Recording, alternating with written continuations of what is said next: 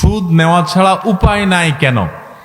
মানে আপনারে কেউ ধরে হাত পা বেঁধে ধুমসে পিটাচ্ছে আর বলতেছে বেটা সুদ নিবি, তুই তোর বাপও নিবি, এরকম কিছু?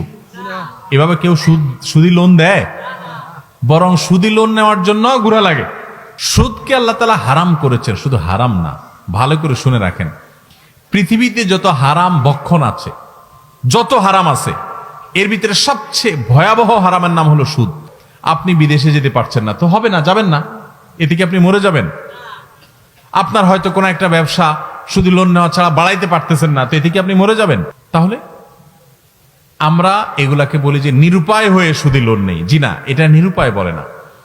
আপনি নিজের দিনকাল একটু ভালো করার জন্য সুদের কাছে যাচ্ছেন, আল্লাহর ওয়াস্তে সুদের কাছে যাবেন না, হালালে থাকবেন। বারবার কোরআনে আল্লাহ তাআলা নিষেধ করেছেন, আল্লাহর সঙ্গে আল্লাহ রাসূলের সঙ্গে যুদ্ধ করার শামিল। সুদের মতো এরকম ভয়াবহ আরেকটা অপরাধ নাই।